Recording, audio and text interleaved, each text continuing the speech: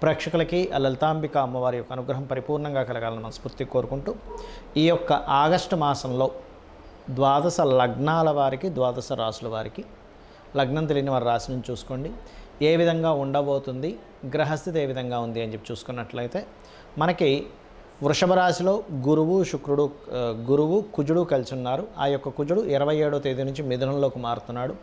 కర్కాటక రాశిలో రవి 17వ తేదీ వరకు ఉండి 17వ తేదీ నుంచి తన ఓన్ హౌస్లోకి వస్తున్నాడు. సింహరాశిలో బుధ శుక్రుడు ఉండి బుధుడు 6వ తేదీ నుంచి వక్రగతి స్టార్ట్ అయ్యి 21వ తేదీ కర్కాటకంలోకి వెళ్తాడు. మరియు శుక్ర భగవానుడు శుక్రుడు 25వ తేదీ కన్యారాశిలోకి ఎంటర్ అవుతున్నాడు. సింహం నుంచి కేతుతో కలుస్తున్నాడు. సో సింహంలో కేతు శుక్రులు 25వ తేదీ నుంచి ఉంటారు. మరియు అదేవిధంగా మీనంలో రాహువు, వక్రించినటువంటి శని మనకి కుంభరాశిలో ఉన్నాడు. ఈ యొక్క గ్రహస్థితిని అనుసరించి ద్వాదశ లగ్నాల వారికి ఏ విధంగా ఉంది, ఏ పరిహార మార్గాలు చేసుకోవాలి, ఏ విషయాల పట్ల జాగ్రత్తగా ఉండాలనేటువంటి విషయం మనం ఇప్పుడు తెలుసుకుందాం.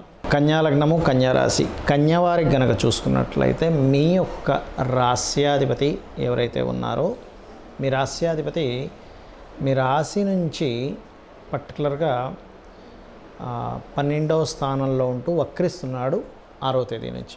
సో 6వ తేదీ నుంచి వక్రిస్తే 21వ తేదీకి లాభస్థానంలోకి వెళ్తాడు. అంటే ఏమిటి, విదేశాల్లో ఉండేటువంటి వారికి కొంత మార్పు కోసం ట్రై చేయడము, అదేవిధంగా బిజినెస్ లైన్స్లోకి వెళ్ళడము ఇటువంటివి చూపిస్తున్నాయి. కాకపోతే మీకు లగ్నంలో కేతు ఉన్నందుకు కొంచెం మీరు తీసుకునే డెసిషన్స్ సహజంగానే కన్యా లగ్నం అంటేనే మేనేజింగ్ స్కిల్స్ ఎక్కువగా ఉంటాయి.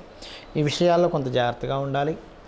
మరియు ఈ శుక్రుడు ఎప్పుడైతే 25వ తేదీ నుంచి లగ్నంలోకి వస్తున్నాడో, ఇది కొంచెం తండ్రి యొక్క ధనం విషయంలోని, బ్యాంకింగ్ రిలేటెడ్ సంబంధించినటువంటి విషయాలలోని కాస్త జాగ్రత్తగా ఉండాలి. ఎవరికైనా మనీ ఇచ్చేటువంటి విషయంలో 25వ తేదీ నుంచి అప్పటి వరకు ఎటువంటి ప్రాబ్లము లేదు. కొన్ని ఇన్వెస్ట్మెంట్స్ కూడా మంచి ఎందుకంటే 2వ స్థానంలో 2 శుభగ్రహాలు ఉన్నాయి కాబట్టి మంచి ఇన్వెస్ట్మెంట్స్ వల్ల కలిసి రావడము, కొంచెం ప్రయత్న సఫలీకృతం అవ్వడం, మీరు చేసే ప్రయత్నం ఏదైతే ఉంటుందో అది సక్సెస్ అవ్వడం, ఇటువంటివన్నీ కూడా గోచరిస్తున్నాయి. అలాగే రియల్ ఎస్టేట్ రిలేటెడ్ వాటి మూలంగా కూడా ధనయోగము, అలాగే కొంతవరకు మీకు రుణ విముక్తి, రుణ సంబంధించినవి ఏవైతే ఉంటాయో అవి తీర్చేసేయడానికి అనుకూలమైనటువంటి వాతావరణము శని వక్రగతి వల్ల. వివాహ సంబంధాలు, కాస్త విదేశీ సంబంధాలు కుదరడము, బయట దేశాల్లో ఉండేటువంటి వారు, ఇట్లాంటివి బలంగా చూపిస్తుంది. 9వ స్థానంలో 2 గ్రహాలు ఉన్నందుకు ఉద్యోగ మార్పుని, ఉద్యోగ సంబంధించిన విషయంలో ఉద్యోగం ఒకటే కాదు వ్యాపారం చేయాలనే ఆలోచనల్ని, ఉద్యోగాలు మారడాన్ని, ఇటువంటివన్నీ కూడా ఇస్తుంది. అయితే ఇక్కడ కొన్ని విషయాల్లో అధికారులతో సఖ్యత లేకపోవడం, పై అధికారులతో ఉండేటువంటి చిన్న మిస్కమ్యూనికేషన్స్ వల్ల విదేశీ చేసే ఉద్యోగంలో మార్పులు చూపిస్తుంది. ముఖ్యంగా అంటే వారి మూలంగా మీరు ఉద్యోగం మారడం అనేటువంటిది జరుగుతుంది అనేటువంటి చూపిస్తుంది. ఇక మీరు చేయవలసినటువంటి దేవత ఆరాధన ఏమిటి, కాళికా అమ్మవారి ఆరాధన మరియు వెంకటేశ్వర స్వామి యొక్క ఆరాధన ఎక్కువగా చేయండి. 25వ తేదీ నుంచి ఎప్పుడైతే లగ్నంలోకి శుక్రుడు కూడా వస్తున్నాడో, ఓం లక్ష్మీ గణపతియే నమః అనే నామస్మరణ చేయండి. అన్ని విధాలా మీకు బాగుంటుంది. మనం గోచార ఫలితాలు చెప్పుకునేటప్పుడు 90% ఆఫ్ పీపుల్కి కరెక్ట్గా జరుగుతున్నట్టు అనిపిస్తూ ఉంటే 5 to 10% ఆఫ్ పీపుల్కి ఏమవుతుందంటే ఇది ఈ వారం ఎందుకో నాకు కనెక్ట్ అవ్వలేదు, ఈ వారం అద్భుతంగా కనెక్ట్ అయిందని అనుకుంటూ ఉంటారు. దీనికి రీజన్ చెప్తాను నేను మీకు, గుర్తుపెట్టుకోండి. ఒకటేంటంటే గోచార ఫలితాలు కాలంలో ఇలా ఉందని చెప్పేది, దీనికంటే ముఖ్యంగా మీ యొక్క జన్మజాతకం. ఎందుకంటే మీకు ఇప్పుడు అద్భుతంగా ధనయోగం వచ్చే యోగం నడుస్తుంది అనుకోండి మీ పర్సనల్ చార్ట్లో, అప్పుడు గోచారంలో ధనయోగం అనేది బాగా సపోర్ట్ చేస్తుంది. మీకు అసలు ధనయోగం నడిచే టైమే నడవట్లేదు, అప్పుడు మీకు గోచారం ఎంత ఇస్తున్నా కూడా ఒక 10,000 రావాల్సిన ప్లేస్లో 5,000 వస్తూ ఉంటుంది. అంటే 50% వర్కౌట్ అవుతుంది ఏంటి అనిపిస్తూ ఉంటుంది. అంటే ఏమిటి, పర్టికులర్గా మీరు తెలుసుకోవాల్సింది మీ పర్సనల్ చార్ట్, మీ యొక్క జన్మజాతకంలో ఏముంది అంటే అసలు మీ లగ్నం ఎలా ఉంది, మీ లగ్న బలం ఎలా ఉంది.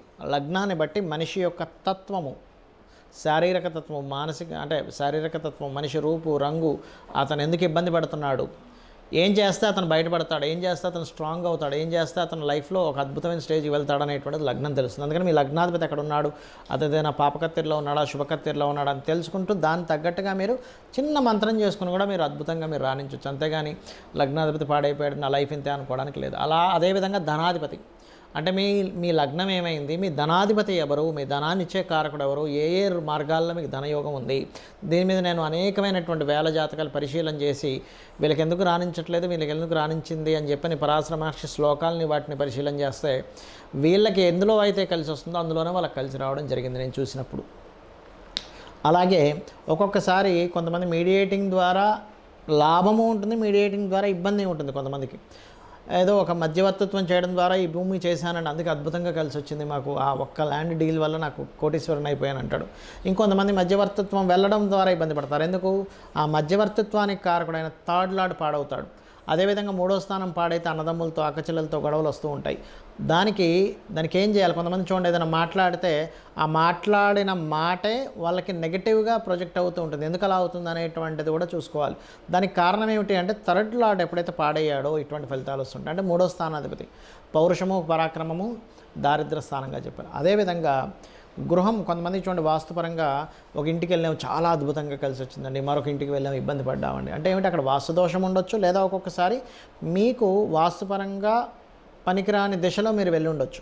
కాబట్టి మీ యొక్క జన్మజాతకం ఏం చెప్తుంది? మీ పేరులో ఉండే మొదటక్షరాన్ని తీసుకొని గోచారంలో ఉండేటువంటి గ్రహాలు అట్ ది సేమ్ టైం మీ పేరులో ఉండే మొదటక్షరాన్ని వర్గుతో నిర్ధారణ చేసి ఏ డైరెక్షన్లో ఉండాలి.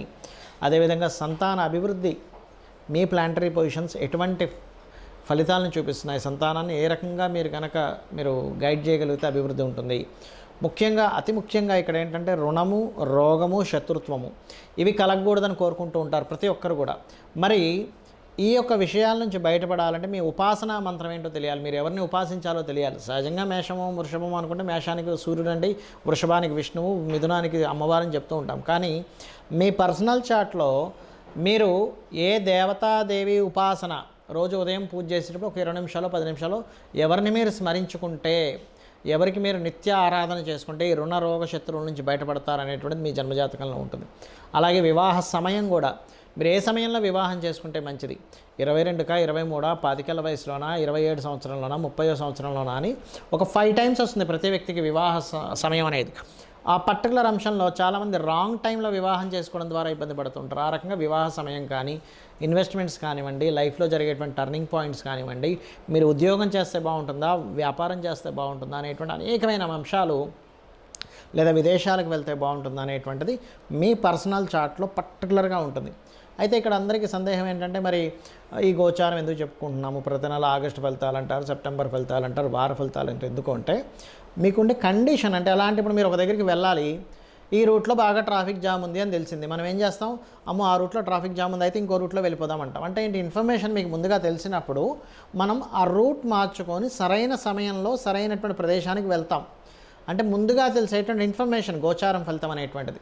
సో ఆ గోచార ఫలితాలు తెలుసుకుంటూ, మీ యొక్క జన్మజాతకం తెలుసుకుంటూ, జాతకంలో ఏదో దోషం ఉంది, నా జీవితం ఇంతే అనుకొని భయపడకుండా అమ్మవారిని నమ్ముకున్నట్లయితే మీ యొక్క జన్మజాతకంలో ఉండేటువంటి దోషాలను అమ్మవారు బ్రహ్మని పిలిచి మరీ మీ యొక్క తలరాతను మారుస్తుందట.